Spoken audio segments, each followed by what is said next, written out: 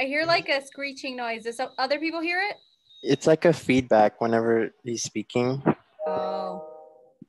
Is it mine? Oh no, it's just like whenever he's speaking, there's like a high-pitched voice or thing. That's my evening voice. Oh, it's good now. Sorry, I gotta lower it down to my day voice. It went away. It's the headphones. I had a flashback to the time when it was the middle of the night and there was something that went down in the dorms and we were evacuated, and it sounded like this alarm. I was like, oh, those days. Evacuate.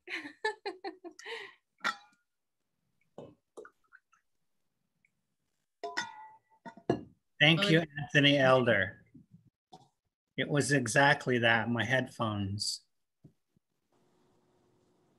Was it like that during the first session? No. No. Good. Nope. All right. Shelley, should I start? Sure, let's go ahead and just dive right in. Hello, everybody, and welcome back.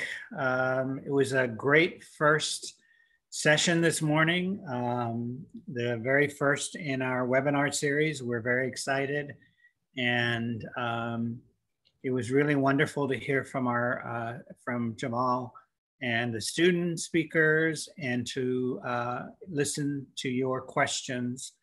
And we are now continuing on looking at graduate professional school and just in general, some incredible successes that you have, that you will be hearing about. I am very honored to be able to introduce our keynote speaker, someone who I've known since we were both young.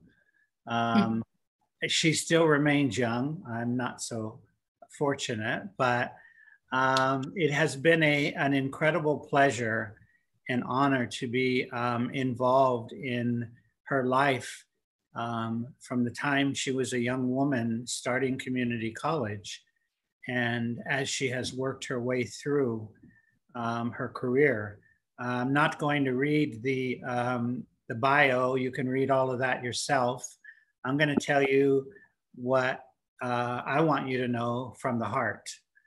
And for me, when I talk about successes and the work that we do, Yanette is an example of someone who has taken ownership of her educational journey and got help along the way from a variety of different people, but ended up in a place that is only a stopping point, of course, for her now, but on her way to doing, to continue to do great things.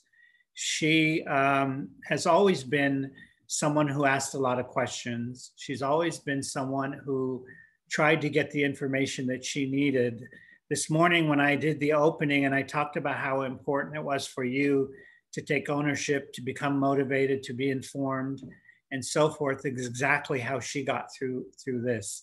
She worked for us. She was in one of our very first cohorts of our summer programs, and I won't tell you when, but she worked for us as a student while she was at UCLA. She graduated, we hired her as a professional. She went off and did 2 or 3 other things. She came back to us as a professional and continued to work with us. And throughout every one of her journeys at another place, she always came back and did a number of different workshops and presentations for us, for our students. And to me, that's what family is about. And that's what is important. When we do our work together, we get so much more done. And I am incredibly honored to be able to introduce Dr. Yanette Martin, who has been a guiding light for so many students in our program, but also in her work at LA Valley College and the work that she's done along the way. So I know she will inspire you like she inspires us. And we're so fortunate to be able to continue to have her in our lives. As I said to most of the people here that are going to be speaking, once CCCP, always CCCP. We're like family. You're never going to get away from us. So let's welcome Dr. Yanette Martin. Thank you, everyone. Thank you, Alfred. You're gonna make me cry. It's that COVID tears. It is absolutely my honor to join you all and to have been invited to share some time with you today. I would like to try to get to the technology part first, because I'm not, although you might think I'm not that old, technology is not the strong suit. So you'll probably see me struggle a little bit. This will stop other screens. So yeah, so I'm gonna stop Chelly's sharing and I'm gonna move into mine, and then hopefully it works. Tell me if it works. Oh wait. It works, but you're on your final thought. Let's not go there yet. Voila, okay. All right. You can all see the PowerPoint from slide 1, right? Yes. Yes. Okay, great. Thank you so much. Now I can dive in. I just want to take first a moment to share my gratitude and appreciation for Alfred, Chelly, Blanca, and all the CCCP crew that has always been my family, been a source of support, inspiration, and never allows me to get too far out of the family before I'm invited back in, because I promise you I miss you all the time. This family is unlike any other academic family I've ever found, and so don't fear, I will continue to knock on your door if you don't knock on mine. So it's a privilege and an honor, and I always do my best to try to make events whenever possible. Without further ado, I thought I'd mesh a couple of different presentations to try to give you as much meaningful information throughout this workshop or throughout this keynote. And I thought I'd start with my own personal testimonio. A lot of what we do in the work with CCCP is share our narrative. And in fact, part of sharing our narrative is what builds our strengths. It's what builds our capacity, and it allows for healing for those of us who have experienced any form of either verbal, covert, overt kind of marginalization. It really helps for those of us to come together and to know that we are not alone in this journey, and that we are bound by our amazing ancestors who have done so much so that we could be present today. So I'll share with you a little bit about my journey, and then I'll get into some of the themes that came up throughout my journey that I hope will help you by putting names on some of these things that sometimes we experience and we think we're the only ones going through them, and hopefully offer you some guiding light so that when you go through it, you're better prepared to not go through it alone. So without further ado, I'm the proud daughter of immigrants. My parents immigrated over 40 years ago to the United States from Mexico. I grew up in a mixed status family. One of my parents was undocumented and the other one was not. And so despite both of them migrating, and I grew up hearing these amazing stories about literally crawling through a tunnel with your shoes hung around your neck so they wouldn't get wet from whatever gang was beneath. And every time I sat in a library feeling sorry for all the hours of homework I had to do, I channeled that, and it allowed me to see the level of privilege that I had to be able to sit in an air-conditioned room and to get paid to think and learn. And so so that I want to highlight as a theme that will come up also throughout the presentation. And I've had an opportunity to continue to reflect on that, especially during this very difficult time that we have limited access to our family and our loved ones. And so I'm very proud of that. It's a huge part of my identity. I'm one of 7 children, so I am the 5th of 7. Being born a little bit later kind of helps those of us look up to our older siblings for guidance on what to do and what not to do sometimes. And so I definitely am the proud sister of siblings who have done amazing things and who have allowed me and supported me to be able to be where I am today. I shared that I was raised in a working class community. Generally speaking, working class communities are considered in what I would call not the most flattering words, poor communities, urban communities, communities with a lot of problems. And quite honestly, when I think about Koreatown, and yes, there were gangs, yes, we were poor, yes, there were problems, I think about it as a working class community because there were people who were working hard to survive, to keep their families safe and keep their families going. And I know many of you might relate to something similar, whether you grew up in Koreatown or any other diaspora or area within the state. I attended public schools for better or worse. I'm a beauty school dropout. I love telling people that because when I graduated high school, I had one goal, only one goal. I had blinders like all 18-year-olds. I wanted to be Gwen Stefani's makeup artist, and that was it. And that's the reason why I went to community college. I took myself on a bus to LA Trade Tech College because I knew they had a cosmetology program and in close proximity to Koreatown. And when I walked in, I was very focused. I said, hello, I want to do cosmetology so that I can go work for Gwen Stefani. I have it all figured out. What do I need to do? And the counselor that was there, you know, kind of laughed because he thought it was funny that such a young person came in with such drive and direction. But like I said, I learned a lot from my older siblings. So I knew I had to be assertive. I knew I had to come in with questions and I had to ask for help because I had never done this before. And not all my siblings went to college, so they couldn't necessarily guide me. And so the counselor looked at me and took, for the first time in 13 years of public school, sat down with me and helped me understand the power of knowledge and education and what it could do for me and my family. And I had never had anyone do that for me. And that was the first time that I felt like being a woman of color, being a daughter of immigrants mattered, and that it was contextualized in the support and the guidance that I received. So that was very instrumental.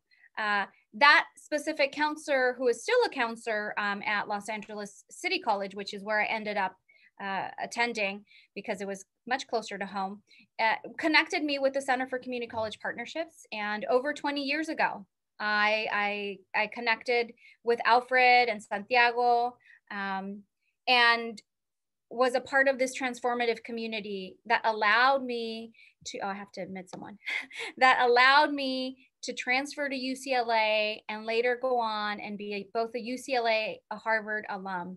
Unfortunately, I never graduated from community college. I just transferred. So maybe one day I'll go back and I'll finish those 1 or 2 credits that I need to officially graduate, because I haven't done that yet. But nonetheless, we'll keep going. Let me see if I could get the slides. There we go. So some of the themes along the journey. I thought, how do I make this a talk that discloses some of the things that became barriers along the journey that I had to learn how to overcome. And Alfred touched on something very, very important. I fortunately, I'm very inquisitive. I have a lot of questions. I'm not afraid to ask them. And at one point I was a very, very shy person, if you can believe that, but I used to muster every ounce of courage I had to ask questions. And I think that that's what allowed me to get to where I am today. Some of the key things that I think I struggled with throughout my many years of schooling are my own academic self-efficacy. And I'll talk about those more in depth in the next few slides, but just so you have them: academic self-efficacy, the hidden curriculum of higher education, imposter syndrome, my own community cultural wealth, and then finally channeling my ancestors. Like I said, now more than ever, I'm putting those memories front and center with everything that I'm doing.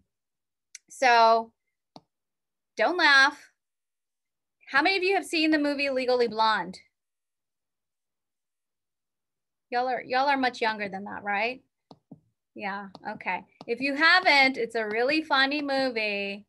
And I'll share with you why this image is on there. Academic self-efficacy, and I'm moving the pictures. I don't know if I'm moving it for you or if you see the full slide, but what it is this belief or conviction that you can succeed academically, or you can be on task. The way I like to look at it is whether I have the belief that I am smart or not. And I'll share with you that throughout all my academic journey, I did not believe I was smart. I did not believe that I was college material. I did not believe that people who came from communities like mine went to college and became professionals and had, you know, jobs and titles and offices. I didn't think that because first, I didn't see that in my own community. I saw a working class community. And second, the educational system failed me. The educational system did not acknowledge that the difference in experience that I brought to the table was an asset. In fact, the opposite was true. I felt that the things that I brought to the table were things I should be ashamed of, that I shouldn't talk about being poor, that I shouldn't talk about being bilingual or Mexican, that I shouldn't talk about my parents not going to college. And it took a lot of pain and suffering to get to a place where I finally saw myself as someone who had knowledge and had something to contribute. And I share that because I feel like it's something that I hear historically in so many different spaces from so many of us. And I did not receive, not that I ever thought I needed someone to tell me I was smart, but clearly I did, because my first year in the PhD program, so I went on from community college, I transferred to UCLA, I finished my bachelor's, I went on to earn a master's degree, I came back, I worked. And then once I got to my PhD program, so many years of schooling later, I was in an office with one of the people who was my advisors, Dr. McDonough, and I went in for input. Like I said, I'm not afraid to ask questions. And she had given me my first writing assignment and I got an A-. And y'all might be thinking like, oh my gosh, I'm rolling my eyes. This is terrible. Oh, how annoying. It's still an A. I didn't care about the A grade. I didn't care about the minus. I wanted to know, how could I get an A+?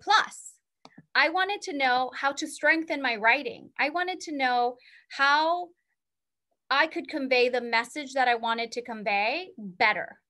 And that was it. And I didn't care if you gave me an A- for the rest of the class. I just need to know what are the weaknesses that I have in my academic writing so that I could get them better.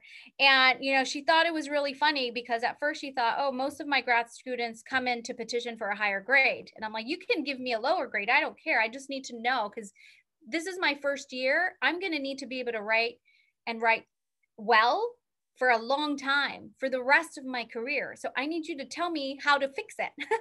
And she's like, Yannette, you're so smart. And I kid you not, I broke into tears, and she didn't understand why. And I didn't understand why.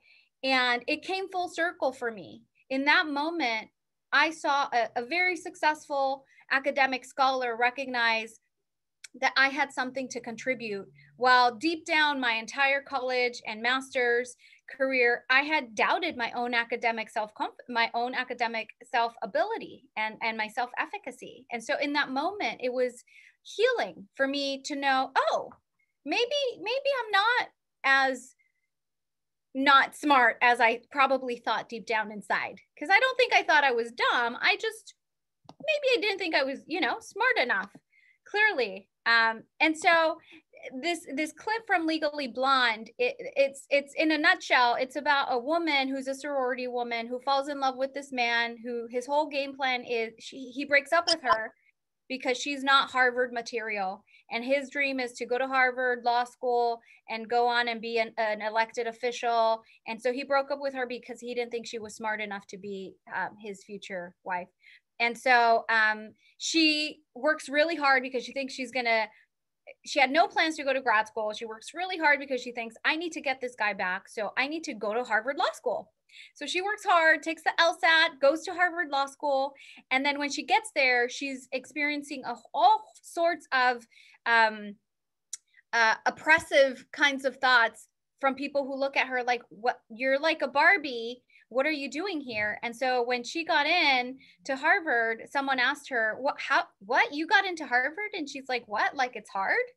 And that shows that, for me, it showed that despite it being hard or not easy, if you're willing to work hard towards something, and not to say there aren't any systemic issues, that's a whole nother topic, but if you are willing to put in the work and ask for help and do something, you can and will make it into the places that you aspire to make it into.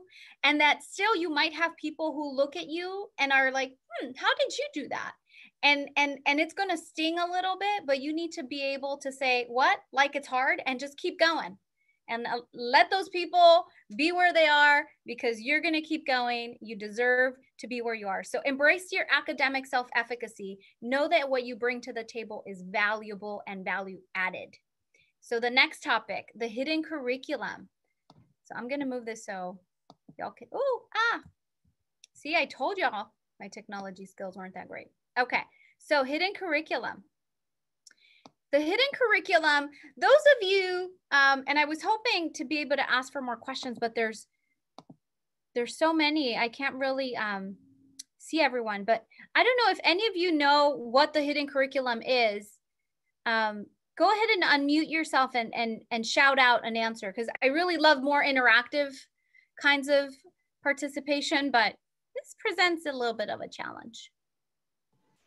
Is the hidden curriculum essentially the dynamics of college and a lot of the career fields that you're going to be going into that they don't teach you about, like navigating social circles and navigating systems that aren't traditionally there for people of color or people from low-income communities? 100%. Stephen, you couldn't have put it better, any better. That's exactly right. So I share this image here because it talks about the written things that we're expected to learn and we're taught. It talks about the things that we're taught. It talks about the things we're assessed. But then there's a whole bunch of other stuff that nobody ever tells you, but you're somehow expected to know what that is. Let me give some examples of that. Office hours.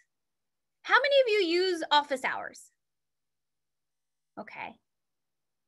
Okay. Woo. I have you balanced on some books right now because otherwise you're really low.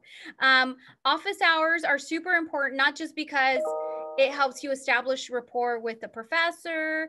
It helps you get some answers that might be on the test. I used to tell people it's like legal cheating. You go in, you talk to the professor, you ask your questions, they get to know you, they know you're invested. And so by the time that it comes to a final grade, that professor's like, oh, Stephen, oh, this young man always came to my office hours. He always had questions. And, you know, he's borderline. Personality, right? This plus grade or this minus grade. I'm going to give him a plus grade. And that, nobody tells you that. It's not in the syllabus. They don't say, oh, go to the office hours. It might make a difference between a plus grade or a minus grade. And so that is some of it. The other thing is networking, right? Nobody tells you you get a job by networking. How many of you have been told go network so you could get a job? No. Well, some of you, right? As you get further along, you learn that. But networking is so key. I cannot tell you how many times I got jobs because I told someone, hey, I'm looking for this kind of a job and I'm interested in this kind of experience. In fact, when I graduated UCLA, I was a communications major. And when I graduated UCLA, I had finally found my passion at the end of my career, go figure. And I wanted to work with policy. I realized that the power of policy was so important in the work that I wanted to do to try to contribute to society. And I went to Alfred and I said, hey, Alfred, I always thought I wanted to do this other thing. And now I just found this passion for policy. What do you know? Can you help me? Where should I start to look? Who should I talk to? And he connected me to the person who gave me the first job out of college. And that was the Honorable Hilda Solis, who is now a county supervisor in LA County. Back then she was in Congress. And I went for an interview. I told them why I was passionate about policy and what I thought I wanted to do with it. And I became their secretary. And I said, well, I'm not trying to be a secretary, but if this is how I get my foot in the door, I'm going to get my foot in the door because I have no previous experience. So I will be the best secretary you find. And within a month, I became a field representative, which is essentially like a mini version of the actual elected official. You go out and you try to represent them in the community and you speak for them. And it's a huge privilege to be able to be someone's representative. But again, it goes to show that if you ask for help, you present your goals, your concepts, that there are going to be people there to help you and to support you. And that sadly, there is a lot that is hidden. So don't be afraid to ask questions. It's okay to not know everything. The next thing is the imposter syndrome. So here's the other thing. Wow. Who wants to volunteer to share what the imposter syndrome means to them? And I tried to make it as a beautiful image as possible. Stephen, you raised your hand again. Anyone else? Stephen, you can go take a stab at it, but if someone else has a thought. Julian also has a thought about it. Yes. Go for it. Actually, Stephen actually talked about this in the first webinar, but it was about how, I'm just gonna, like an example of like, you go into like a 4-year university and you feel like you're not supposed to, like you don't belong, kind of like you don't belong with the people there, or like that you deserve this spot. It's all about like deserve and whether you're like an imposter there in that community. And yeah. That's right. Stephen, you want to add something?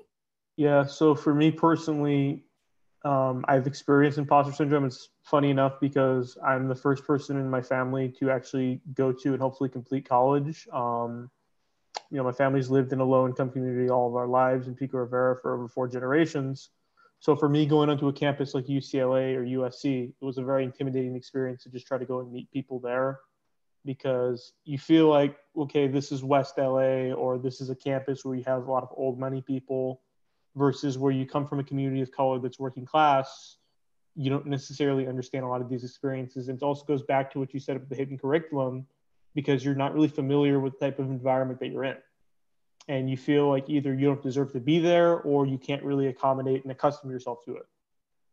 Yeah, you're both absolutely right. And part of it is by design, right? I did make a brief mention that it's the institutions that we're talking about that create these inequities. Sadly, this is not a presentation about the institutions, but we can go on for hours about it.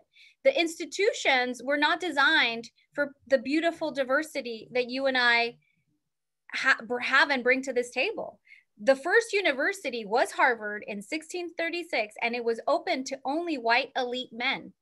Not all white men, just a handful of white elite men. Because again, if you think about our founding of this nation, you had people leaving England to come to a new world and develop their own rules, their own language, their own culture, customs, etc. So they were rejecting the old rule and coming in to establish their new way of being. And so this university, that was the first university that was founded so that those men, again, elitism, white men, I don't know who picked them, but somehow they were self-selected within the society to attend Harvard and to then be the leaders within the community, to develop a government, to develop the rule, the law and order, et cetera, et cetera, et cetera. Religious beliefs, all of those things. And so fast forward, hundreds of years, we're now in institutions that are sadly still structured and designed with those kinds of mechanisms in place. They don't change overnight. So it is up to us to keep chipping away at those institutions, to continue to change them and redesign them. And so sadly, those of us who might be new to a community, like a university or a college, we might believe that the things we know just aren't valued, aren't valid. And sometimes we think that only what other people know is what's valued, or that they know more than we do. And so we feel like, I'm not going to tell them things because they'll know I don't belong. Or if I say something, it'll be wrong and they'll know I don't belong. And so it's really important to try to chip away at that. And again, I don't want to diminish the institutional responsibility of the imposter syndrome, but I want to highlight it so that you're aware, so that whenever you feel like, oh, maybe I shouldn't go to that networking event because I don't know anyone there, or I'm not a name that major, or I'm not in whatever department or whatever fraternity or whatever program. If you have an interest in going into a space, go into it and learn and grow and observe and ask questions, and know that there are so many other people there who feel just the same way as you do. But they've probably taken this pill. It's called the fake it till you make it pill. And I try to take one every morning because, you know what, half the time, especially in this new virtual environment, I had to fake it till I made it every day. Oh my gosh, how do I figure out Zoom? How do I set up a meeting and invite a bunch of people? How do I make it private? You know, there's all, the learning curve is ongoing.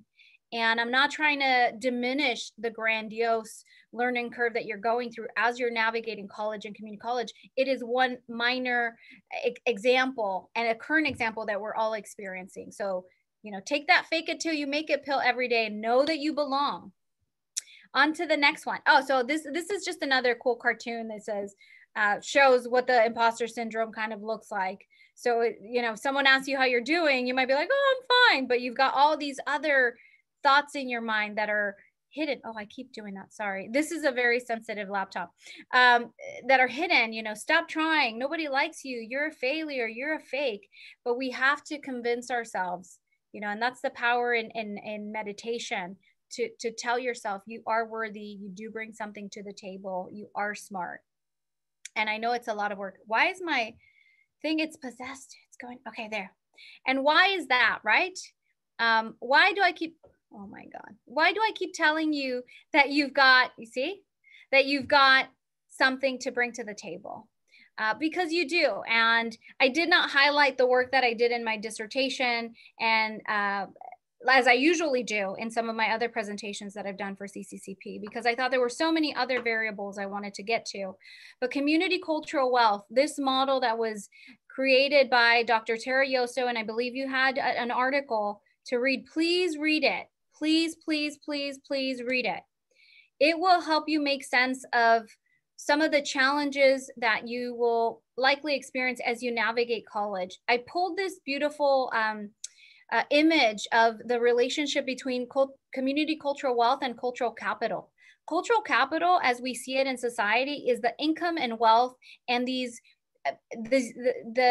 explicit ways in which you can say you have wealth and knowledge in society. In this capitalist America, it's if you have degrees, if you have titles, you have wealth. If you have real estate, you have wealth. If you have a inheritance, you have wealth. A trust fund, you have wealth. But and sure, that counts as wealth because we do live in a capitalist society in which you need money to exchange. I'm not diminishing that, but it doesn't discount all the wealth that those of us who are either first generation American, first generation college students, etc. We bring a series of wealth, and that's our ancestral power. We have the ability to speak multiple languages. And I don't just mean the official written languages. I want to be very clear. We are able to code switch and communicate with people in different communities. I know that when I'm in a space, growing up in Koreatown, you know, I knew the gang code and language, even though I was not in a gang. I had to know it for survival. I had to know what to wear, what not to wear, where to walk, where not to walk, to not be disrespectful, to not feel that I was in any danger. These were people that I knew. They were my neighbors. We lived next to each other. So it was street smarts, right? Just like I had to learn how to be an academic. You know, that was a whole nother new way of learning. And so your entire life, you're going to learn different forms of ways to communicate. And so that's what Tara Yoso says. You have that in you. You have resilience because you've endured so many things that are difficult, whether it's, you know, having to help your parents translate formal official documents. Many of us have had to do that. I know I had to do it. Or having to, I don't know, figure things out at a very young age, you know, how to ride the public transportation system when you're still like you know, a kid yourself, but you have to figure it out. So that makes you very sophisticated in your ability to be able to navigate. So know that all those skill sets are things you can, they're transferable skill sets that you can bring onto navigating higher ed. Think about what are some of the challenging things that you've had to learn how to navigate, either in COVID or in your young lives. Do I have any volunteers? What are some challenging things that you would want to share about? Getting a job. Oh, sorry. Oh yeah, go ahead. Julian, you want to go, and then Steven, and then I'm gonna see if there's other hands too. Mm-hmm. Okay. Having a source of income is pretty tough. Yes, figuring out how you're gonna make money. A lot of businesses are closed. And so like, how are you gonna make money? Hustle. Yeah, hustle. Because like I remember I was applying to get my first job at Abercrombie and Finch, but then COVID happened, and now like it's just like stay at home, and I didn't have a. I'm like, oh, I didn't have a job now, so I have to think of other ways to get like digital jobs, like build websites and like just other types of niches, and yeah, it's pretty tough. Essential workers are doing great right now in terms of having a marketable skill set. However, we want to make sure that we're in employed places, that they're taking care of our health, that they're providing PPE, protective equipment. So, but yes, navigating this new space. Steven, you also had a thought about a challenge you've had to overcome. Yeah, for me personally, I've had challenges in regards to, as you said before, navigating both an academic space and a personal space in a working class community. Unfortunately, I do have family members that are involved in, gang life and stuff. So I've had to learn to navigate, okay, I can't say this or that, or I can't look this way. I can't wear this certain type of hat in my neighborhood. And at the same time, I code switch. My Spanish is sort of poor. I speak Pocho Spanish, or Cago, as you would say. So for me, navigating a space where on one end, I try to be academic as a history and a law major, and also as somebody who's just trying to live in my neighborhood and survive life. And then also at the same time, navigating my status as somebody who's biracial. My mother's Mexican and Yaqui Indian. So for me, trying to navigate both my identity as somebody who is multicultural and as somebody who is in two completely different environments has sort of brought into my own cultural wealth of how I connect my personal capital to my education. Yes. And that those are strengths, because other people aren't having to figure those things out, and they will help you along the way. I'm going to keep going because I know I think I was supposed to go less, but I'm going to wrap this up so that we can go into the panel, because I think there's a panel. Am I correct, Shelly? Yes. Sorry, I got really excited with this. So our ancestry, know that the struggles of your family, of your community, the things that they've overcome, the reasons why they may have come to this country, even if they were forced to come to this country, know that that resilience that they created is something you've inherited, and you now have that as strength to keep going forward and to keep building on that. I share this. I've been cooking a lot in COVID, like a lot of people, and I share that there's a lot of variables to your success. But I'll speed through the important one. Your path to success begins when you decide you're going to take that first step. And it could look all sorts of ways. There is no one straight line to success. You can go for a short while. This looks like a train system. It reminded me a lot of my time in Boston. So you can go, you can get off on a stop, you can ask some questions, you can get back on. And as long as you keep going, the point is, as long as you keep going, you're going to make it to that end, whatever that is. And know that everyone's path is different. So some final thoughts.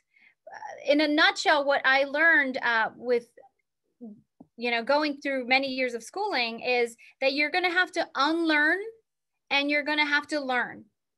You're unlearning things that you were either told explicitly or not explicitly, that your voice doesn't matter, that your narrative doesn't count, that your ancestors maybe didn't leave you wealth. You might need to unlearn that. because whether it was explicit or not explicit, you learn that throughout school, that if you're not the status quo, there's something wrong with you. And we don't need to have someone tell us that. If we're not reflected in the curriculum, the institution is telling us that. If we don't have programs and employees, faculty, and staff that look like us, the institution is telling us that. So that's what I mean by unlearn those things and then learn new ones. Learn that your voice matters. Find critical scholars like Tara Yoso that tell you your voice matters, your perspective matters, that your narrative is a source of strength, and that you are wealthy because of your ancestors. And the one thing I know my parents gave me, although it was not a lot of money, it was ganas. That desire to get up every morning and keep going. Believe in yourself. Know that CCCP believes in you. And the main thing you need to do is ask for help. There's nothing wrong with asking for help. We don't all have the answers. You don't have the answers. You're not expected to, but I do want to leave you in the final slide with my contact information. If there's ever anything I can do to help or support you, please, please, please reach out to me. And I am so sorry for going over. I just got so excited with talking to y'all about you know, all of these items that came to surface when I was invited to come and speak to y'all. So you know how to reach me, and I will close this by saying thank you again and keep going. Believe in that ancestry that has allowed you to be here, and know that you have a whole community of folks rooting for you, and we're here to help and support and guide you in any way that we can. So thank you for your time. And I'll mute myself now. Thank you.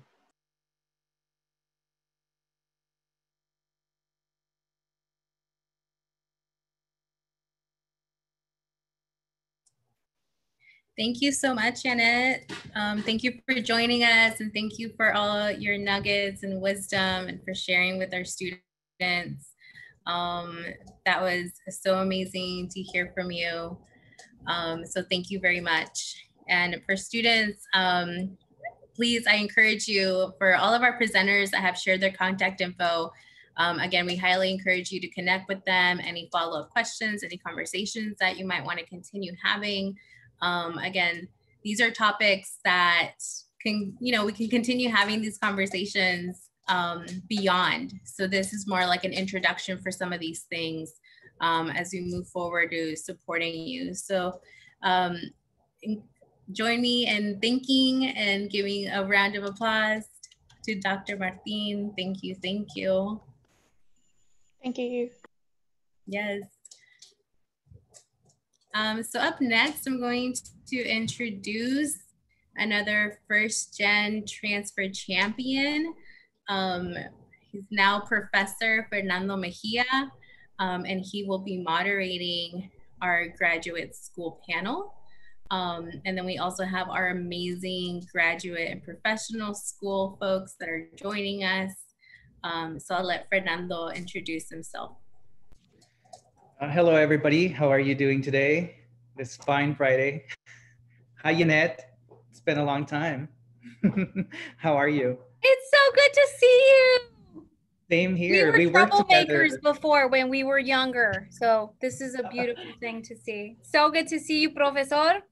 Same here. And thank you, Chelly, for allowing me to do this, for introducing me. Thank you. Oh, thank you, Alfred. I know that was you. Thank you, Alfred. I'm very honored to be part of this panel. And Santiago, I know you're there, Santi, somewhere. I saw you. Thank you for also being a mentor. And so my name is Fernando Mejia. I transferred. Oh, love you too. Transferred from Valley College in 2006. It's a long time ago. And I did history and art history, and then transferred, of course, to UCLA. And what was one of the big questions that students ask is, why did I decide to, go to graduate school? Well, that wasn't really something that crossed my mind right away. I went to undergraduate school and I finished it. I did UCLA. And then after that, I worked for a little bit as an undergraduate student affairs officer for summer sessions at UCLA. And so I took some time to think about it and to work in a work environment that really pleased me, which is to help students.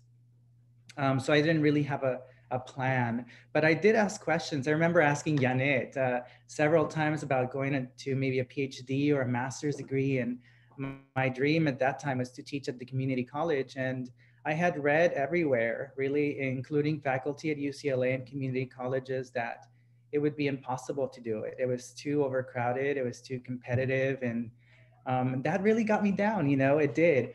But I had such a wonderful, amazing group support at CCCP. They encouraged me to continue my education in spite of anything, and I did just that. I started to ask questions about how to get a job at the community college, what I needed to do, and what were the next steps. And so I did. I went back to a graduate school at Mount St. Mary's University. I did it part-time just because for me at the time, it wasn't possible to have a full-time job and, go to school full-time at the same time. So I had to go part-time on both ends, right? Or full-time on one and half the other. And I know that this will resonate with a lot of you students, that a lot of us have personal sort of obstacles that keep us from going to graduate school or from going to community college or transferring. Mine was my partner. My partner, soon after I met him, this was a long time ago, we found out that he had cancer. And so this was a really tough situation for both of us. I still was an undergraduate at UCLA and trying to transfer there. And it was tough because he was sick, he needed a lot of attention, and I wanted to be there for him. And in spite of that, students, I want you to know that we all face problems, we all face issues, but we need to remember that we need to move forward for yourself, for your family, for your community, right? And so that's what I did. Ultimately, I ended up finishing graduate school and then applying to community colleges. And I was lucky enough that East Los Angeles College hired me as a part-time faculty. And that was a wonderful experience. The following year, there was a full-time position. And, I didn't have a chance in hell, right, to get it. But I interviewed for the position and they hired me. So now I just finished my 4th year at East Los Angeles College, as now I'm an associate professor of history there.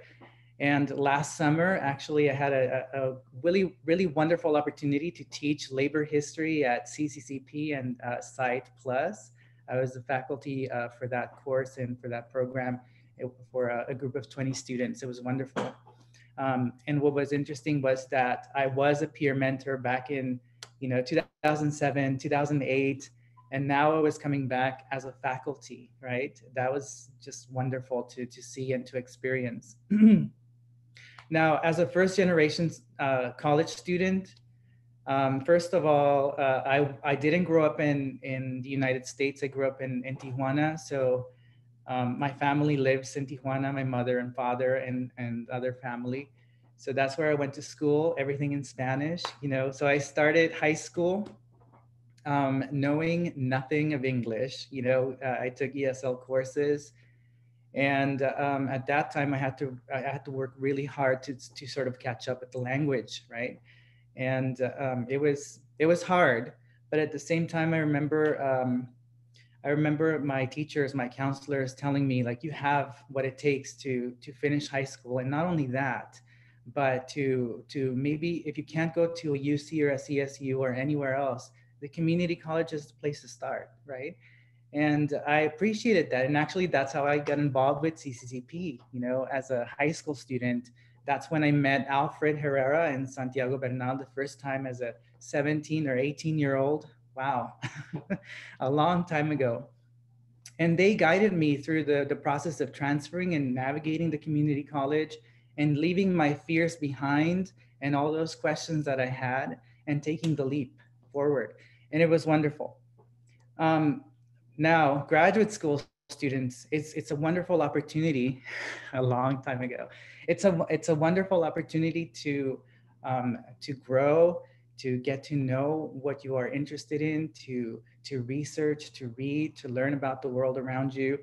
And graduate school is professional school, really. You become a professional student, right?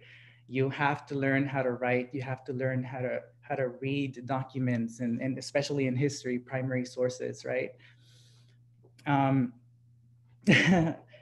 it's graduate school for me when I applied at Mount St. Mary's. The process is rather, I think, similar to many of the graduate schools. You submit letters of recommendation, you submit your letter of intent, you submit GRE scores. And for me, since I hadn't been thinking of that as an undergraduate, it was kind of difficult to go through that process, right? Okay, GREs, what do I have to do? What do I have to study? One of the things that I wish that I had done as a community college student, which I implore you to do, is to keep in touch with your professors, because those are the people that are going to write those letters of recommendation. Those are the people that are going to support you. Those are the people that are going to help you get through the process of applying and writing those wonderful things about you and getting to the schools where you want to go. So how do you prepare for graduate school, students? Well, you start by investigating the programs that you're interested in. Look at the different schools, look at the different programs. For instance, if you're looking for history and you don't want to take the GRE, look at schools that mostly private now that do not require the GRE if you have a certain GPA. I think it's 3.0 and above for some schools. So the GRE is waived sometimes. So look at those options. Look at options in terms of units if you're looking for master's degrees. 30 versus 36, it does make a difference in terms of money and time, right? Look at and investigate schools that some of them offer a thesis option, right? Some of them offer a project option. Look at those and see which one fits the best for you. So really in preparing for graduate school is that asking questions to your professors, going to your chairs in your departments at the community college, and or your discipline. For instance, if you're a sociologist, go to your sociology chair and ask questions, right? Ask this person where or how he or she got their education. How did he or she get to the position in which they are now? And I know that sometimes it's often very difficult to do that because, like Yanette said, Dr. Yanette, we're shy, right? We are in our own little shell, but get out of it. You have to do it. You have to go out there, ask questions, like Miss Frizzle says from the Magic School Bus, make mistakes. I know, reference from the 90s, right? But you have to do it. Ask questions to your professors, your friends, your administrators. Go visit the campuses that you're interested in. Talk to the faculty there. If you're able to sit down with the advisor, sit down with them, have a word with them, ask the questions that you seek or that you want. My overall experience in graduate school was rather different. I went part-time, like I said, for the master's. There is a lot of writing. There are a lot of research papers if you're in history or the social sciences. So you need to sort of learn how to manage your time. For me, I had to learn how to manage, going to work sometimes full time and then setting time aside to go to school and to read and to write. That is something that you have to master. How to not procrastinate, how to get things done. Sit down, set some time aside to do your assignments, read and write. And let me tell you something, when I was an undergraduate at UCLA, I did one of those things that I'm telling you to do. Go look at your professor and talk to them. I talked to a historian at UCLA, renowned Civil War historian, one of my favorite professors. And I sat down with her and asked her, what would it take for me to come to UCLA and become a graduate student here? And she looked at me and she said, basically, you need a 4.0, you need perfect GRE scores, you need excellent letters of recommendation, And she asked me, what grade do you have in my class? And I answered, I have a B. And she just looked at me. And I felt kind of stupid afterwards, you know, going out of her office or stepping out of the office and realizing that she had shut me down. I went to some friends and I talked to them, and they encouraged me to continue to move forward, and I did. And now I'm teaching history at the community college level, which is wonderful, right? Let's see. So we also have a couple other folks that are joining us. And I think Roman may need to have we need to head out soon. So maybe we can start with Roman. Okay, definitely. Do you want to introduce yourselves?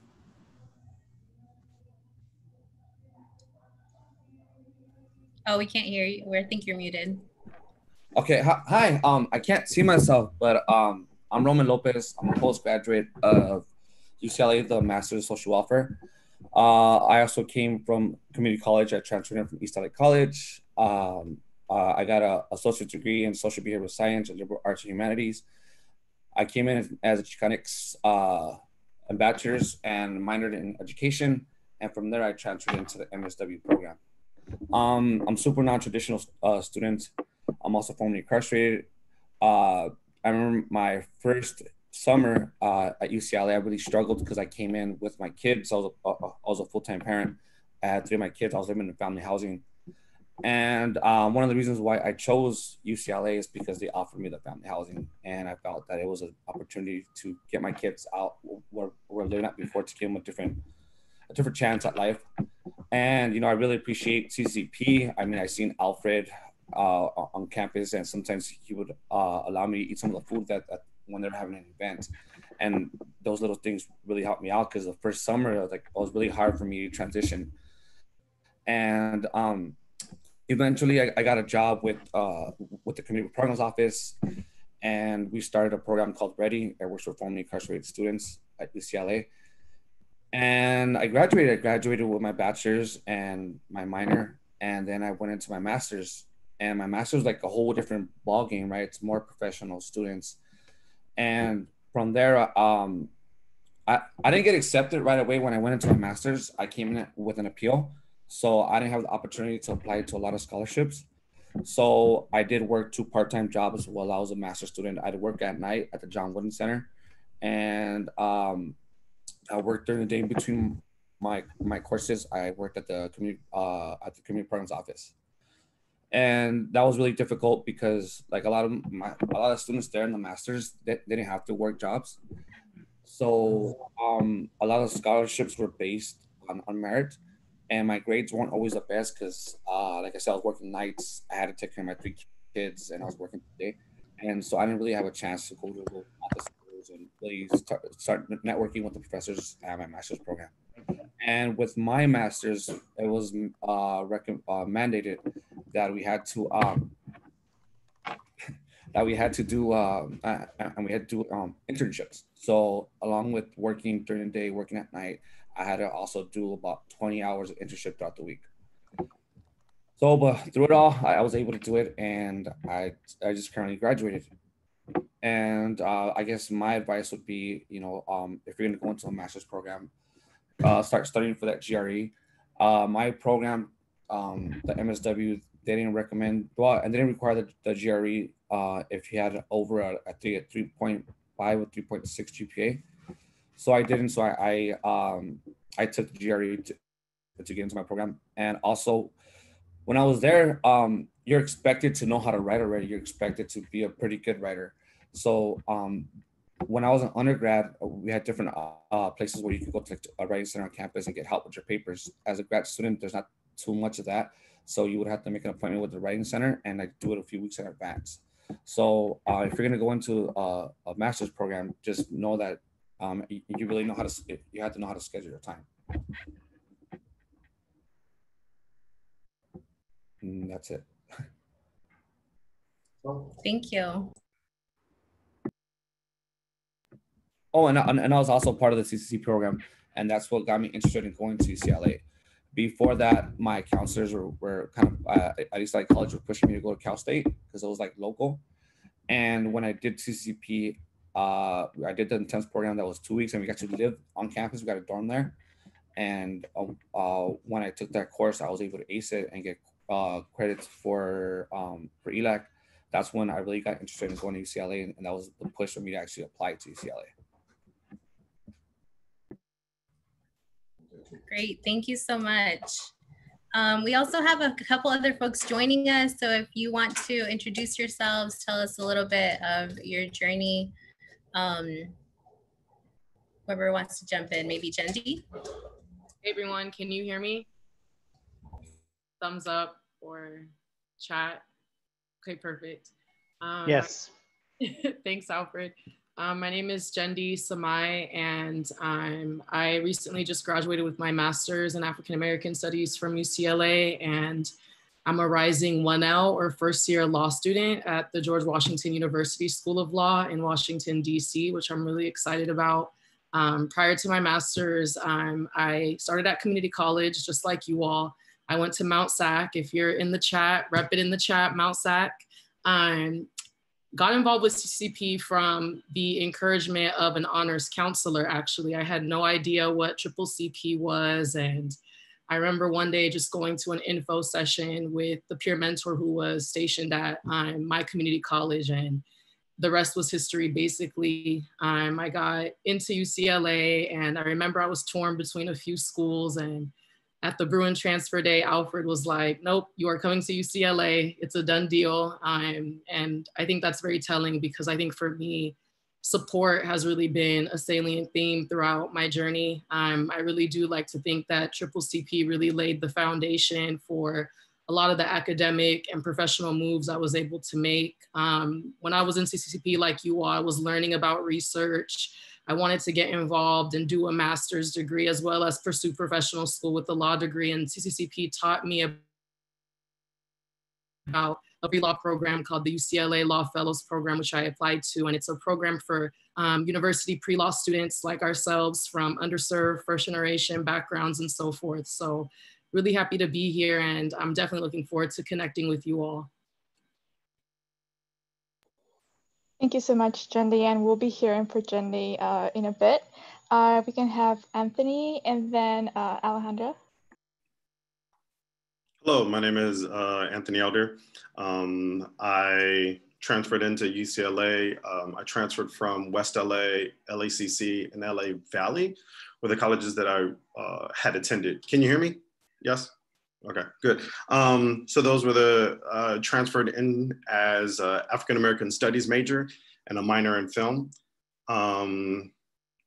And then I just completed my MFA at Loyola Marymount, a Master's of Fine Arts, a 3-year program. What sort of prepared me, or what got me into it? It was, I want to say, like a fluke or as an accident. I was working for CCP, and I think I was on my way to class, but I ran into the great Lena Brown, who was like, oh, so you're going to do, what are you doing? On my way to class. No, you're going to do grad school. So that's kind of how I decided to kind of go into grad school. But the real reason was that it kind of allowed me to have a more refined or more detailed experience into what I wanted within the importance of cinema. I had always kind of been applied to it or toyed around with it, either doing slideshows or editing slideshows for CCP or BBTS, a couple of the groups and orgs throughout, even doing like Lena Brown's video, retirement video. It was always this kind of importance within the frame, how to framework representation within the arts. It was interesting, the whole Legally Blonde. It's kind of strange to kind of like hear it within that imposter syndrome, which you will kind of always kind of get or gather. I'm a non-traditional reverse transfer parenting student, transfer student. Yeah. So I think it's all of those. We used to wear badges, but I couldn't even fit my name. It was so much. So it will be kind of tough. But yeah, it's absolutely worth it. Yeah, Thank you, Anthony. You're welcome. And can we have Alejandra? And we'll be having a Q&A at the end, just in case you don't get your answer right now. So Alejandra? Hi everyone, my name is Alejandra Santana. I started off at ELAC first, where I majored in sociology.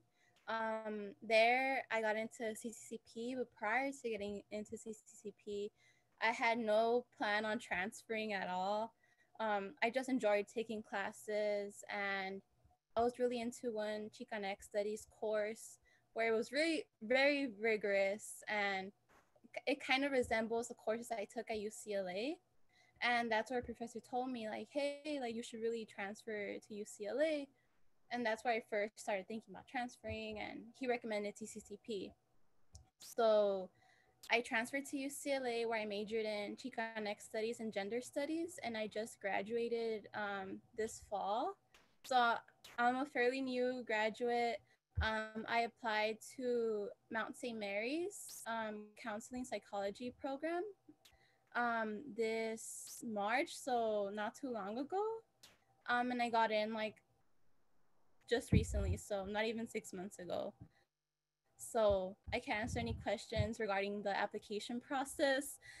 I'm really inspired by everyone in the panel, so I aspire to achieve as much as they have. So I'm fairly new, so yeah. Thank you so much, Alejandra. So I'm gonna be asking you some questions that we have for you. So as a first-gen student, how do you prepare for grad school, and what was one of your biggest challenges? So whoever wants to go first.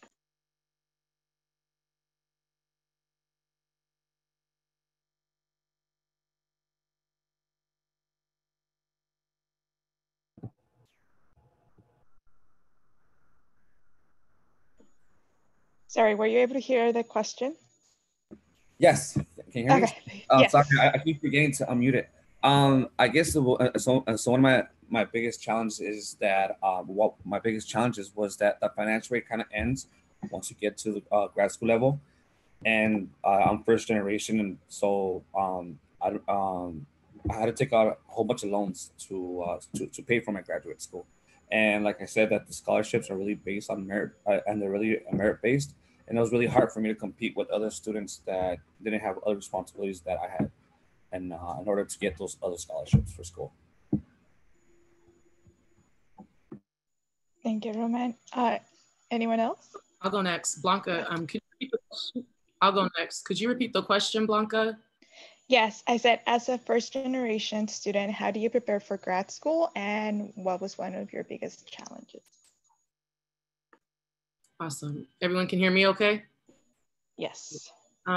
So I definitely knew, especially once I got involved with Cccp, that I wanted to pursue both graduate and professional school. It was actually in a Saturday Academy where I learned about, a dual degree option, obtaining a master's as well as a JD. And so I really had my heart set on actually completing both degrees in a dual program. So, I was trying to juggle all that during undergrad while at UCLA, and it was a lot. I mean, as we've all kind of discussed or touched on, it's a lot to juggle school and other obligations, especially if you're working while in college. So I decided like midway through my senior year, I would take some time off and pursue work experience. And I decided to work at a community college, the one I went to, actually, Mount Sac. So as soon as I got there, I then had to adjust to working full time and studying, and it was definitely a challenge. So I was studying for the LSAT, trying to get into this dual program, and it was definitely hard for me. And when I did apply, I didn't get into the dual programs that I wanted to. However, UCLA's Master's in African American Studies program offered me a fellowship, and I decided to pursue it because I knew that after law school, I would not be going back to school. So this was the time to do anything before law school. And I then wanted to revisit reapplying to law school during my master's, and that's what I did. I worked really closely again with my Law Fellows Academy. So similar to CCCP, once you're a law fellow, we say law fellow for life, and they were super supportive. I always saw my test score as a handicap. I thought that I would never get into a school because of my test score, and I want to say that, we're not fully defined by GPAs and test scores, because I like to think of myself as really just a testament for someone who has never allowed those things to define my future. And I'm a firm believer in, if something is for you, a door will always open. No matter, what odds are stacked against you.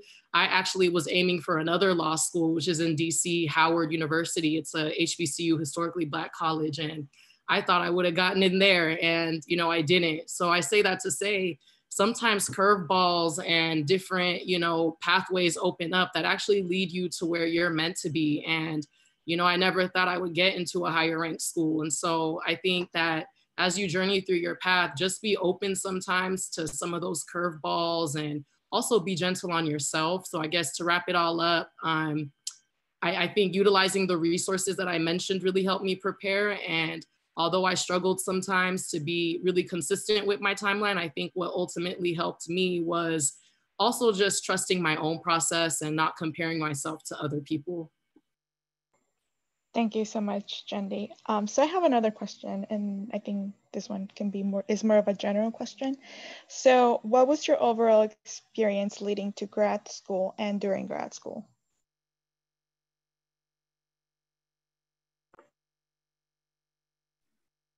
So what was our experience in grad school and leading up to it? Yes, like the preparation process. Well, in Campbell Hall at UCLA, they have a grad preparatory program. I found out about that while I was leaving UCLA. So that was one thing that helped me, was I took that course. And then I also kind of took, I guess, a year off right after I had finished. So I built all the items that I needed, put together the materials. And then during grad school, it was a bit daunting, difficult, time management wise. Yeah, that's how it was.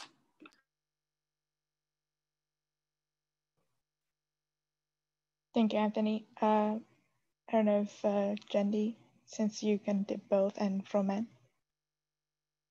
Sorry, can you say the question? I'm trying to also engage with people in the chat at the same time. No, thank you. I appreciate that. So it was like, what was your experience like during your master's program and leading up to it? Yeah, I would say that leading up to it, I definitely was really excited to get back into school. Though sometimes I joke, like, I should have taken more gap years, because I really never took a full gap year, because I did an extra quarter in undergrad, and then literally a couple months later, I'm back in school. But leading up to it, of course, I definitely appreciated having professional experience. I think some people often, I'm myself included, I often thought that taking time off or doing things before going back to school was a detriment, but actually I found that it really is so valuable. And now in law school, I see it even more. A lot of my classmates with our orientation, like, have other degrees, have like 10 more years of work experience on top of me. So I'm definitely enjoying the work experience prior. And then when I got into my master's, I'm a huge nerd. I really loved the opportunity to just delve into my research interests. And one thing I like more with grad school is that you're not just regurgitating information. I feel like a lot of undergrad is just like memorization and regurgitating information.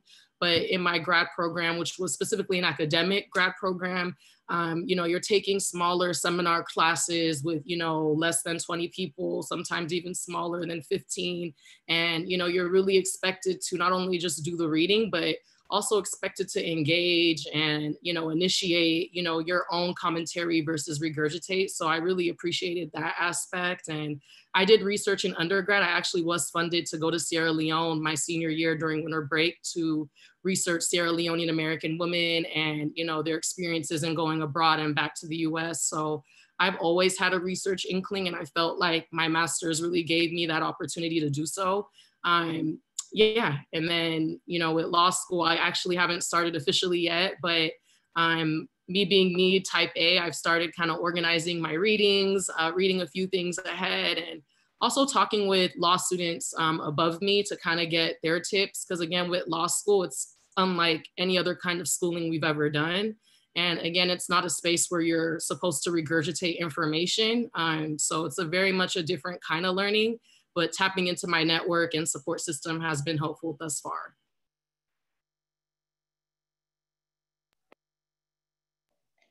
Thank you. I was trying to unmute myself.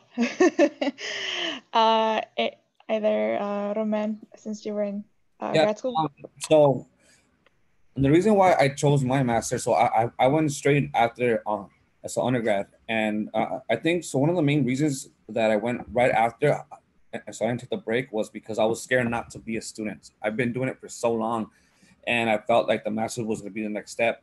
And the MSW at UCLA really appealed to me because when I went to like a seminar for them, they talked about working in the community, advocacy, and it had a social justice portion of the MSW. And that's something that I've been doing my whole academic career.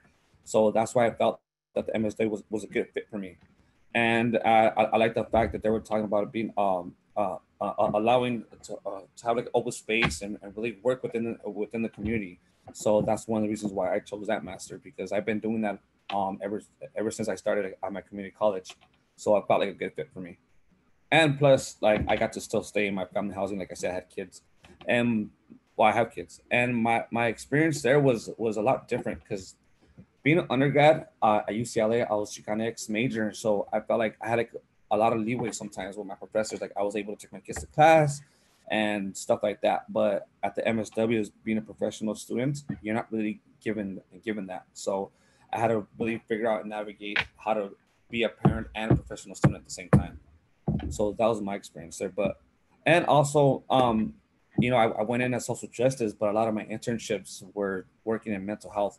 So I've been trained within these last 2 years in mental health, and I've seen how there's so much overlap with social and economic justice and mental health, and that's the field that I'm going into now because of my experience in my master's program. Perfect. Thank you so much for sharing that very valuable information with us. So the next question is, as a first-gen transfer student, what has helped you or helped you thrive in your grad school program?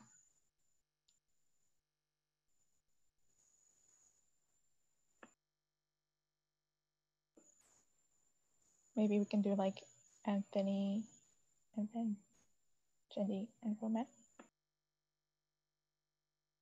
Did you say Anthony or me next? I couldn't hear you. Yeah, so whoever wants to go. I'll tap in. Okay. Ask like what has like prepared us basically, or yeah, what helped you as a first gen transfer student? What helped you thrive in your program? Yeah, for my master's, to be honest with you, like I said, I'm a nerd. I've always really loved reading and writing, so I was intimidated by the reading load for sure when I was doing my master's, especially because I was a double Bruin, and some of the faculty I had when I was, doing English and FM as an undergrad, I wanted to make sure too that, I was also amping it up, but I really just enjoyed, what I was doing. So I think with that, I would say pursue areas that you're truly passionate about, whether it's a professional program or a graduate program, because the passion is really gonna sustain you. And I have this conversation all the time with people. I didn't say this earlier, but I'm also first generation American. So my parents migrated here from Sierra Leone, and it has come with a lot of pressure to, fit certain expectations. At a young age, it was placed on me that I was going to be a medical doctor, and if not a medical doctor, a nurse. And I sucked at science. That was never for me. So I say that to say, like, passion, got me through the tough times for sure as I was doing my master's and trying to keep up, and also trying to make sure I was building relationships with the faculty who've known me since I was an undergrad to write me a strong letter of rec for law school. So I was trying to juggle both, which was a lot, but I definitely got through it.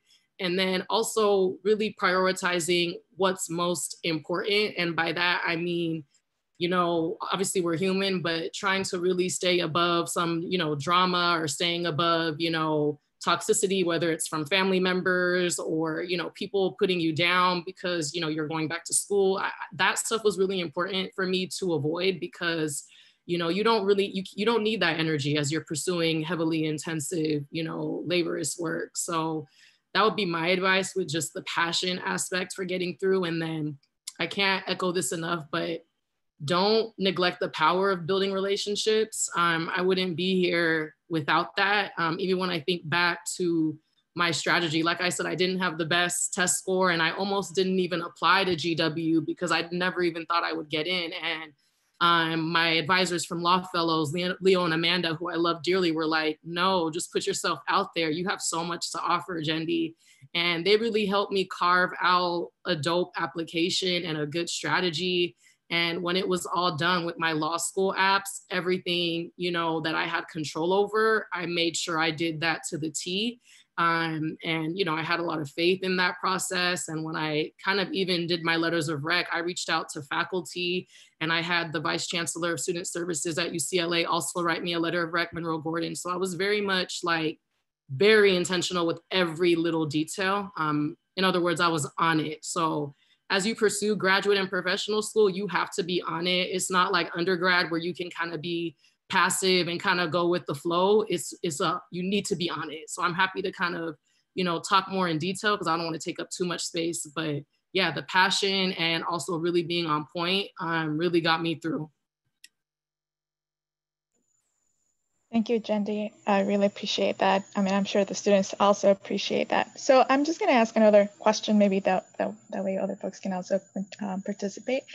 So how do you feel that grad school prepared you for the work you're currently doing? If so, then how did it help you? Okay.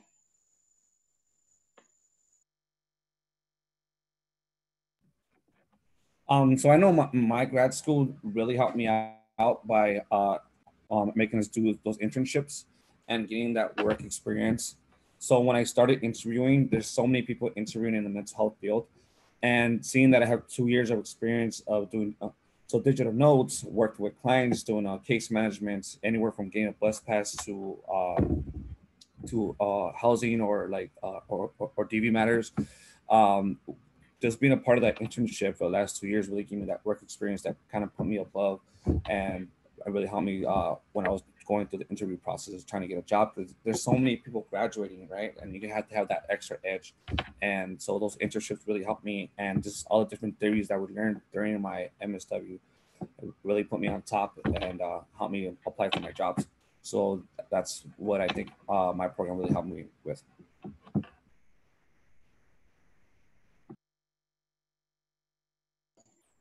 All right, thank you so much, Roman. And I think maybe the next question can be answered by everyone. Thinking back when you were in when you were a community college student, what would you have done differently?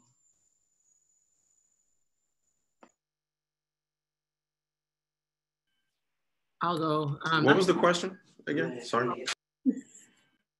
So thinking back when you were a community college student, what would you have done differently? Anthony, you want to start or do you want me to start? Ladies first, go ahead. I'm sorry. That's a good question, Blanca. That's a really hard one too, because I'm such a firm believer in, you know, everything truly having divine intention and purpose. So, I mean, if I could augment one thing, I guess I probably would have told myself to like relax. I'm type A, I'm an Aries, I'm a worrier. So I mean, I probably would have said, breathe, it's gonna be okay, Jendi. But, you know, I think in all honesty, I really wouldn't have done anything differently as far as my community college experience. I think that I tried to really always do my best to not just really get through it, because I also felt at my community college, there was a, you know, obviously I think at any community college, there's always a flavor of just get through this, just get through this. But I really tried to enjoy that experience. And I think sometimes in community college, if you know your goal is to transfer, we sometimes don't take the time to appreciate that, you know, experience. It ultimately gets harder and harder and harder. Like I'm literally starting my law school stuff and I want to cry because I'm just like, I hate this. But again, that's where the passion comes back in. But yeah, I think I would have told, you know, teen Jendi to just really appreciate the moment, because I was just so caught up in the I getsy and the, you know, all that stuff that, you know, that was always at the forefront of my mind. But nonetheless, you know, I got really involved. I did forensics or speech and debate, and that was really like my first time getting involved at the community college level. And then I found CCP shortly after. So yeah, just stay intentional, stay present. I guess I'll piggyback off of Dundee. I kind of agree. I wouldn't have changed anything at the community college level. It was kind of, you're into that transitional step. Like you're just kind of going from one level. It's not as difficult. It'll gear you up and prepare you for the university. University is where I think I would have took a moment to pause. Everyone told you that it was going to go really quick, really fast. And I kind of didn't expect it to go quickly within that 2 years. And it is quarter system, and it is go quickly, that you kind of forget the things around you, the people around you, the people that you are there for, to help with. So while I did CCP, BBTS, this, and even freelance stuff that was there, like you kind of want to make sure that you could also be there to help others. Like it's not just your impact, you also want to make sure that you get impact for the other people that are around you, and those that are making sacrifices for you. So that would be one thing. Community college was cool. Even grad school was kind of a bit of a breeze. Like I think it was this is part of the other question. Like grad school was not that difficult. It was semester system. It was having to do presentation. All right, I'll see you Sunday. Sunday or Monday. It was like some of the presentations that I had to give in grad school, I kind of got that from doing presentations in CCP. So, I mean, when you are asked or forced to do presentations, like it was nothing. Like in hindsight, it's just preparing you for when you go to grad school and you are going to have to do presentations and present whatever program that you're going to have to do. It became easier for me. A lot of things within grad school, I had kind of already garnered or geared up from UCLA, and that whole kind of like 2-year experience. I really kind of took it to the ground running. Even summer school, like it goes, but I don't know. It just kind of made grad school a little bit more bearable, thanks to CCP and UCLA. I think I can answer this question now. So I'm not in grad school yet, but something I don't regret anything I've done in community college. I really enjoyed my time at ELAC. But I think one thing I would change is I'd probably have joined CCP sooner. I joined CCP at the end, like right when I was gonna transfer. And it was really helpful. And that's where I kind of started thinking about grad school to begin with. So if I would have, maybe started sooner and knew everything they taught me, I feel like it would have been my time at UCLA, and probably now that I apply to grad school, it would have been a little easier to navigate.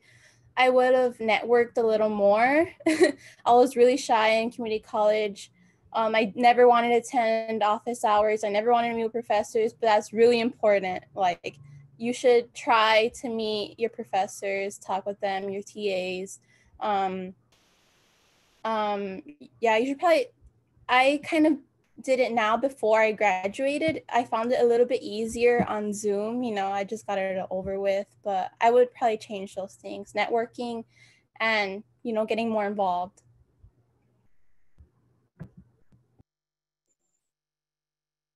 Thank you so much, Alejandra, for sharing that with us.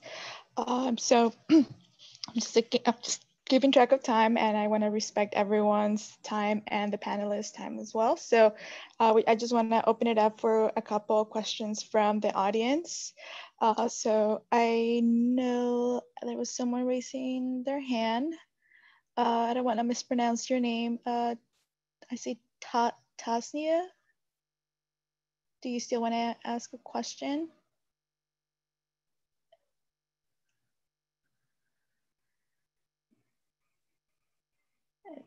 No? Okay. And then Who else was there? Sorry, I'm just trying to see who's ready. Who asked a question? Okay, perfect. Okay, so I'm gonna lower your hand. If you can just ask your question right now, whoever wants to go. Can I ask? Yeah, go ahead. Okay, thank you. Hi. So then I'm kind of multitasking. I'm working at the same time that I'm listening to this because I don't get the opportunity to listen all the time. But so sorry if I cut off quickly. But my question is, considering the first 4 years, I guess, or 5 of my college journey, I got sick in the beginning. I kind of messed up, and I'm now 24, and I'm now basically starting from scratch. As a first generation student, I don't think that I have like I guess the support from parents just because of how old I am. And I have been encouraged to do short-term programs versus these long-term, get a bachelor's, get a master's, hopefully go into medical school. So what advice would you provide for a first gen student who doesn't have their family there 100% to support them in this really long journey that, I guess on my family's part, it just looks to them as if I'm not going to be making any big income or quote unquote growing up for a long time. So that's kind of where I'm coming from. And that's the advice I wanted to seek from that space. Please. That's the end of my question. Okay. Victoria, hi. So I actually went into my community college in my late 20s. I came from Homeboy Industries, like right after I got out of prison, and I get that feeling where I understand where you're coming from, where like your family doesn't fully support you because they don't really understand what education is. Because when I graduated from ELAC, I know a lot of my family was like, well, where's that good job? You just finished college, why are you going into another school? And when I graduated with my with my bachelor's, my mom didn't come because she didn't think it was that important enough to go because I already finished ELAC.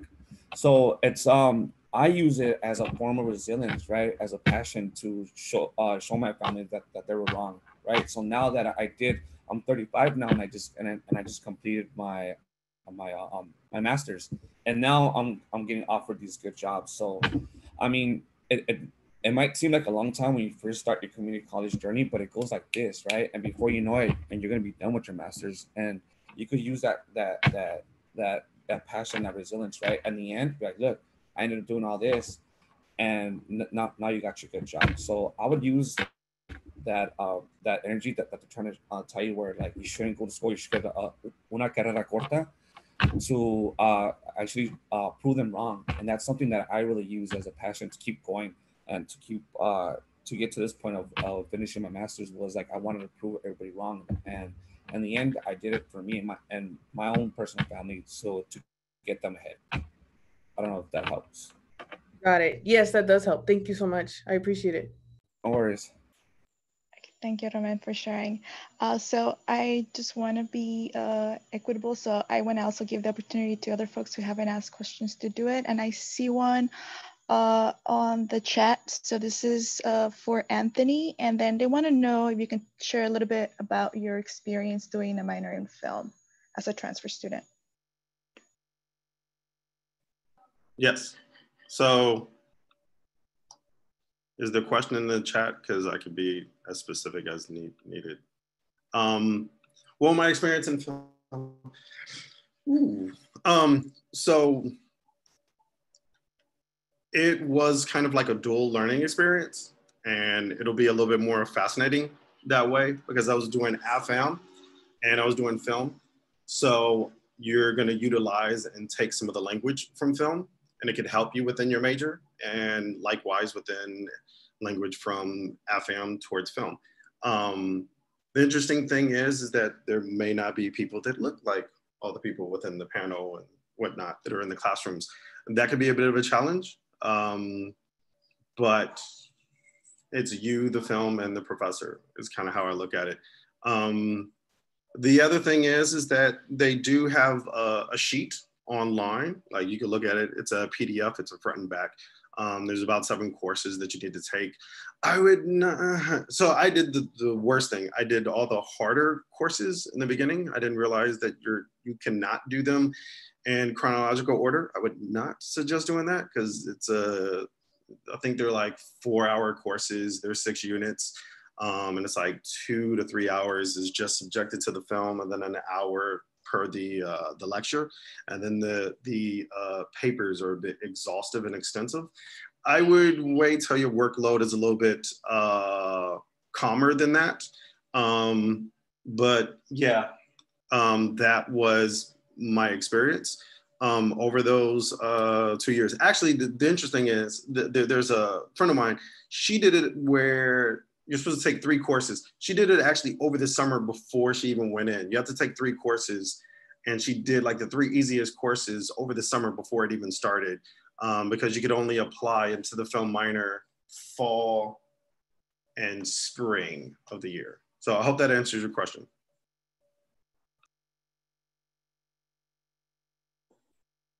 Thank you, Anthony, for sharing that valuable information. Okay, folks. So once again, we want to be mindful of time. So we want to thank all the panelists for being here with us today and sharing space with everyone here, sharing knowledge, and overall just for having the will to be here with us today. And everyone else who was part of the webinar, we really appreciate it. So I'm gonna leave the floor to Chelly. Yes, thank you everyone for joining us, for being here today. Thank you to our amazing panelists and our keynotes and everyone. We hope to do more of these webinars and endeavors to celebrate our first-gen experiences and to really engage and celebrate first-gen transfer students. It's been really awesome to have you here and to have all of you join us. We encourage you to join us for some of our additional webinars that are happening. There's a lot happening with Cccp and we're super excited. And as mentioned, if some of you were here earlier, if there's something that we're not covering that you would like us to cover, please let us know. If you have any questions in the meantime, please reach out to us. We're here to serve you and support you. You can connect with us via social media, send us an email, call our office. We're still here. So again, I appreciate everyone. I want to thank my team that put these webinars together. So thank you to Blanca and Alejandra, Jessica, Bessie. Thank you so much. And thank you to all of you that logged in and spent your Friday with us. I know we tapped into this conversation and there's still so much more to learn and to know and to cover and discuss when it comes to transferring, when it comes to being a first-gen student, when it comes to all the other intersectionalities that we have and that we're a part of. But hopefully this is kind of the beginning of this engagement. So I just want to thank all of you and have a good Friday. I hope to see y'all very soon. Stay in touch, fill out our eval. Let us know how we can improve and do better and better support you. And if anyone else from the staff would like to say a few words or any of our panelists want to say a few words.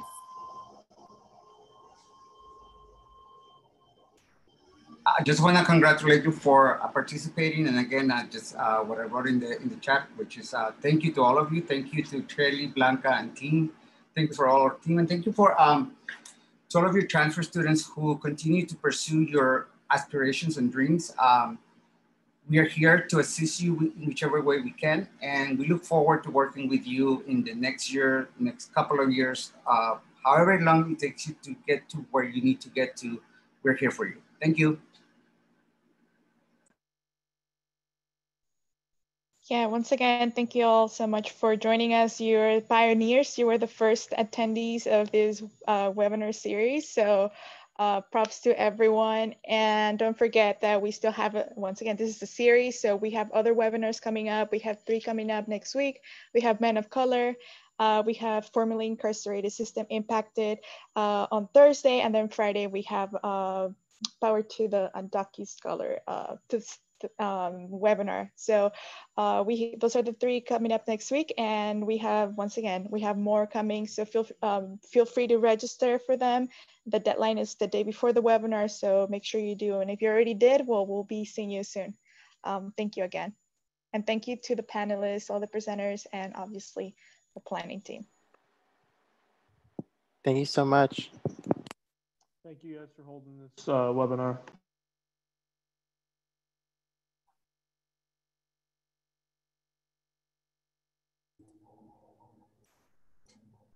Thank you everyone for joining us. Thank you panelists. Thank you staff. Thank you mentors.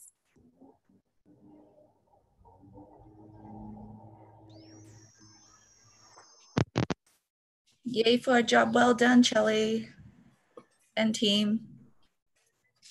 Hi, everyone. Thank you. It was all the team effort. Teamwork makes the dream work.